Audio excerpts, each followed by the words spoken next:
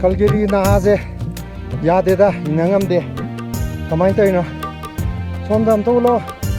mayam di jengse ngasi akhoi aji karai je Lady McDonald Canmore da laiba aje akhoi gi Calgary nahaze energy loi thokre ari ni hela le som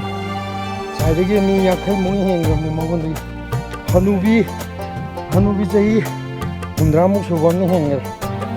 ai ju maning on tho kari ni maning adu bo da mana inangam di kamai ti no khangde wang bujra ju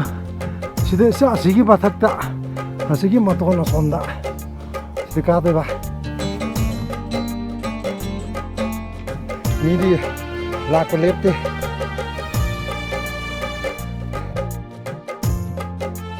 surround nate mountain goat ne ada lai je thoi ge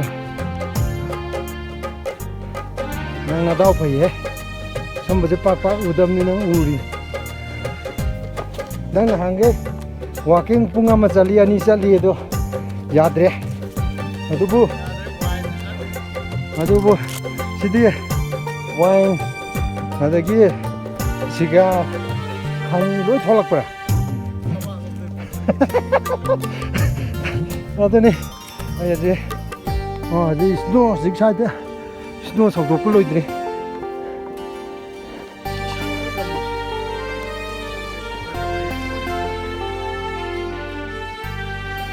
saji lamgani som lamgani nungdang da kogi Calgary ge nahaze yadeda akalo aje ko takai chen jale ko three sister Saint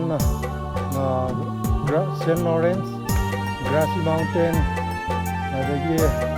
Howling Peak adagi somde jina East Randall so duga kakalo zik na je yam thuna give up tawgra adubu hanubi do akoi khar thuna tana di phangu aidi aina ga dabo hanubi do nang amanang kai gi ngamoy aduni nang khan ga do je atoi khan da ta de asai je hanubi do adu ta di tana gi na khan ga da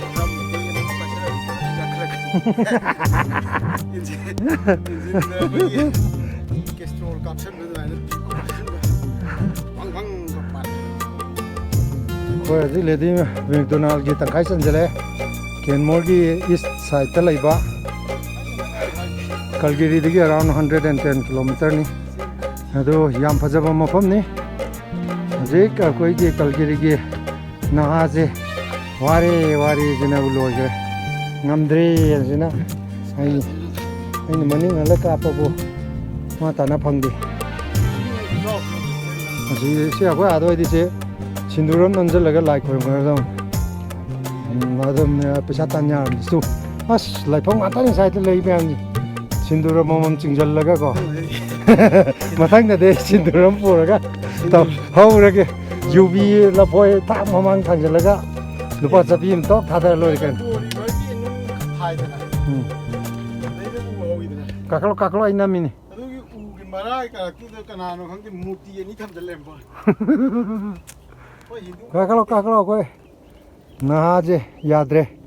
nangai training tawudu wale hajik training pirima kakalo sidama mayai do uriba lake ani ahum leiji Canmore gi reservoir ni aduga adagi kwai matakta leiba lake sidagi ising thadaraga makada power generate tawraga aduga water supply sida leiba city town jigi water supply ja sidagi pirini adagi hajik surrounding akoi almost yoksle sina Bam National Park asomda original Bam National Park manung changre ada mayai de original Cascade Mountain leire adagi somda leijina saminia adagi mi matonda mi khara leiba ubi breng bio matonda asi tana ka doini around maybe half an hour satkara ya non stop satlaga de yogdo ba khara wali mayam line lengi mathak yok to khara wali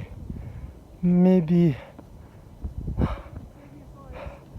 half an hour. Yeah, view je yam tiang view makha snow mayam le ri ajik sina grotto mountain is on the origin makha ta mayam pareng san ka kalai as maton yom dai da un nga ta ngai me un mai lang thoi jeng view ajik si nabi sile ni ka ka da re ni se ka ka thi ei puthare hey.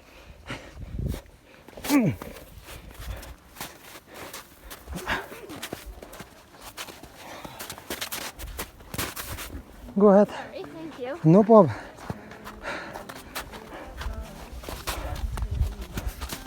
I think this is the way. Down that way. Oh, going down that way? Yeah. Go ahead. Thank you. Are you guys going up or down? No, we're going down. So ngasigi singkap dai maning halakarak pani. It's like another 5 minutes for Man. Lagi 360 degree namake. Sina weather control gi kanone. Sita lai sira.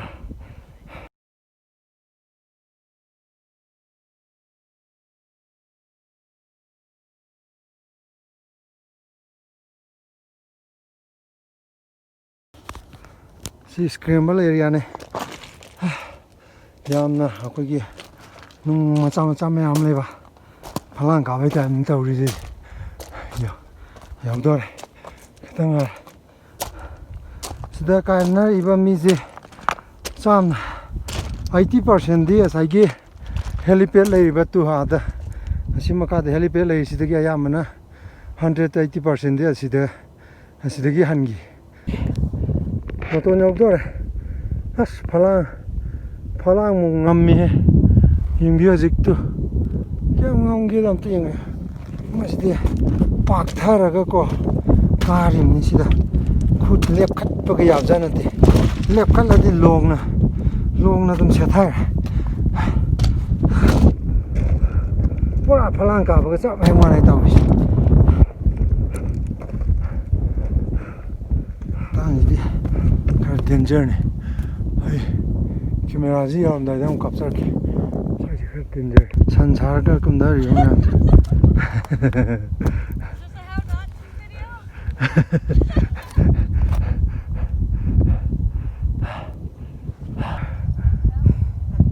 highway ki nakanda angang myam block myam leje asi train ni leje matu ni maton zu un khar le me yauda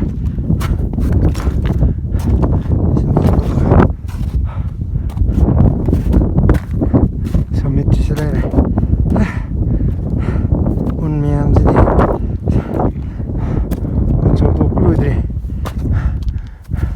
mi nupi nga tani si phammi si beautiful senti summit ki phajaba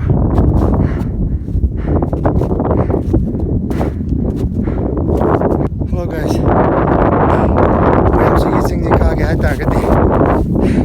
yam ngan na lak puma thak dai kalgeri de ge puma ma ga changi aduga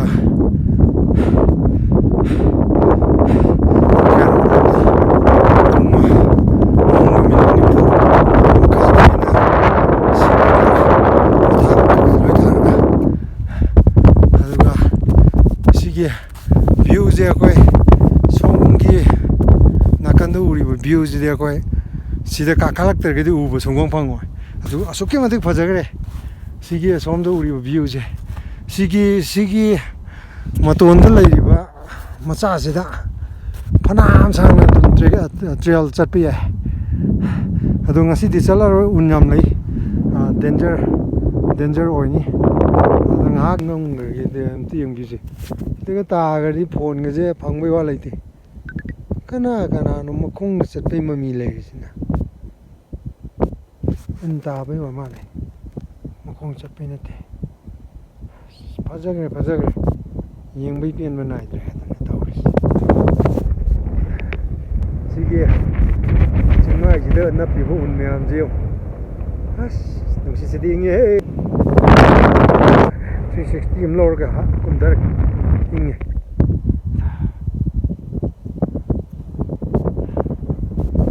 ꯁꯣꯝꯗ ꯂꯩꯔꯤꯕ ꯆꯤꯡ ꯃꯌꯥꯝꯁꯦ ꯑꯌꯥꯝꯕ ꯂꯣꯏ ꯀꯥꯔꯦ ꯑꯥꯗ ꯂꯩꯔꯤꯕ ꯂꯦꯛꯁꯦ ꯀꯩꯅꯣꯅꯤ ꯃꯊꯛꯇ ꯂꯩꯔꯤꯕ ꯂꯦꯛꯁꯦ ꯀꯤꯂꯣꯃꯤꯇꯔ 13 ꯁꯥꯡꯕ ꯀꯦꯅꯦꯜ ꯑꯃ ꯁꯦꯝꯃꯒ ꯁ꯭ꯄ꯭ꯔꯦ ꯂꯦꯛ ꯀꯧꯕ ꯃꯐꯝꯗꯨꯗꯒꯤ ꯏꯁꯤꯡꯁꯦ ꯄꯣꯔꯛꯑꯒ ꯀꯦꯟꯃꯣꯔ ꯍꯥꯏꯔꯤꯕ ꯁꯤꯒꯤ ꯇꯥꯎꯟꯁꯤꯗ ꯄꯣꯔꯛꯄꯅꯤ ꯏꯁꯤꯡꯁꯦ ꯑꯗꯨꯒ ꯈ꯭ꯋꯥꯏ ꯃꯊꯛꯇ ꯂꯩꯔꯤꯕ ꯏꯁꯤꯡꯁꯤꯗꯒꯤ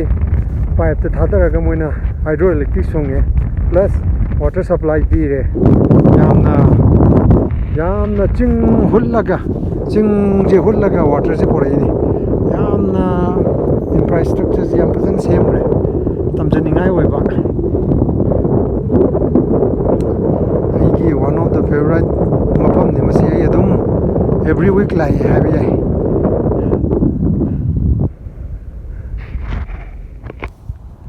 ꯁꯤꯗꯅꯤ ꯃꯣꯏꯒꯤ ꯍꯣꯂꯤꯋꯨꯗꯀꯤ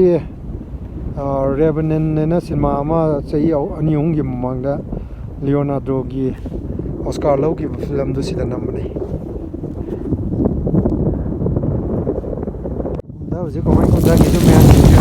ꯁꯤꯅꯁꯨ ꯅꯦꯊꯕꯁꯤꯗ ꯐꯔꯤ ꯅꯦꯊꯕꯁꯤꯗ ꯀꯣ ꯀꯨꯝꯊꯕꯁꯤ ꯌꯥꯝ ꯅꯨꯡꯉꯥꯏꯖꯥꯠꯅꯤ